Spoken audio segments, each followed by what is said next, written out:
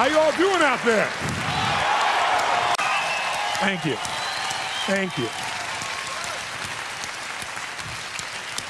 Thank you.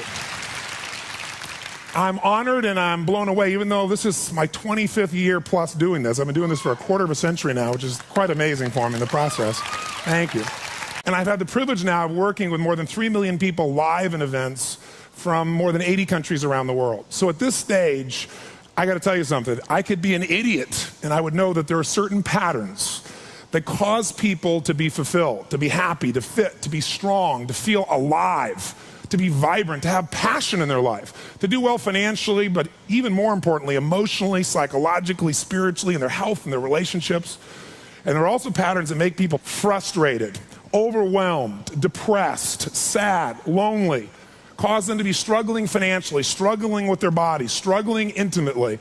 And those patterns, they're not because there's something wrong with somebody, it's because of a pattern that we're doing. And I've spent a quarter of a century of my life basically studying the most successful people in the world and the most challenged, and figuring out what's the fastest way to create a change in basically developing the one thing that all people have in common who succeed. They're leaders. This is a leadership program. Because I don't care what style you are. I don't care if you're a mom. If you're a great mom, you lead your child. You're not led by your child. Or a great dad. If you're a great business person, you're a great salesperson, you're a great negotiator, you're a great anything, you're a great human being. This has been my entire life's obsession. What makes the difference in people's lives? And that leadership component, as I say, doesn't always mean somebody follows you. A leader is somebody who lives life on their terms, that you will never settle for less than you can be or share or give or create. It's not what we get that makes us happy, it's who we become. How we live our life, who we are as a person. People can take away all the things, but who you become, no one can take away. And the problem is most of us are trying to be something we're not. And it isn't so much about change, about changing yourself. The change happens when you be yourself. Know thyself, that's the hard part for most people, and then be thyself. Because most of us in our lives, out of our desire for respect or achievement or love or connection or something, we've been trying to be the way we think we'd have to be in order to get that love, respect, appreciation, whatever it is we've been after at some unconscious level. And we've been doing it so long that we think that this is who we are. Because success without fulfillment is failure. And I can't tell you how many people I work with who are supposedly the best in the world at what they do, and they have more money than they can spend, and they have all these people that love and respect them, and yet they're unhappy inside. Because if you want to know what's really you, where you're going to be alive is when it's really you. And you may even think you know who you are because you've been living a certain way, but I'll tell you how you'll know. You'll feel euphoric, you'll feel strong, you'll feel unlimited, you'll feel free. I have seen, out of 3 million people around this earth in 80 countries, I've seen just about anything you can see, and there are only so many patterns. And what you're going to find underneath all of this behavior is we have the same needs. There are 6 human needs we're going to review tonight. When you understand what those needs are and which ones you're focusing on, you start to understand why people do the crazy things they do, including you and I. And you begin to understand, hey, there might be a better way to meet my needs, and I don't have to get caught up in this game of stress and frustration and upset, or I could really help this person I care about, because I could see what's really going on. Part of what we want to accomplish here as leaders is we want to become practical psychologists. We want to understand what's really going on so we can help, so we can make a difference, so we can transform. So yes, of course you can do better in your business, because the more you understand about what people need and want, the greater you're going to be. The better manager, better leader, the better mom or dad, the better friend. And there's a better you that's available when you understand what's driving you. But most of us are running patterns over and over again.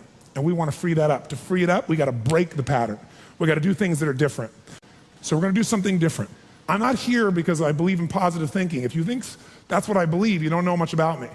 I'm not one of those people that believes you're supposed to go to your garden and chant, there's no weeds, there's no weeds, there's no weeds, there's no weeds. There's weeds right there. All right, that's what I believe. Here's what I believe. I believe that if you really want to be effective, you got to tell the truth. In fact, there's 3 mandates of leadership, if you want to jot them down, that may be the foundation of everything that I believe, and I hope that you will see as something that's useful for your own life to remember, because it's so fundamental. So the first mandate to leadership is not just to be positive. The first mandate of leadership is see it as it is, but not worse than it is. The first secret to be an effective leader in your life, whether it's you want to lead your body from the location it is right now you're unhappy about, you don't have the energy you want, your body's not where it wants, to where you want to be, that's leadership. You want to transform your business, that's leadership. Your income, that's leadership. You want to help your children, that's leadership. You're going to be a leader? Step number one, tell the truth. See as it really is, but don't make it worse than it is so you have an excuse not to try. What takes guts is to put yourself on the line. What takes guts is to say, I'm going to make this work. What takes guts is to say, I'm going to believe, knowing I could be disappointed or devastated.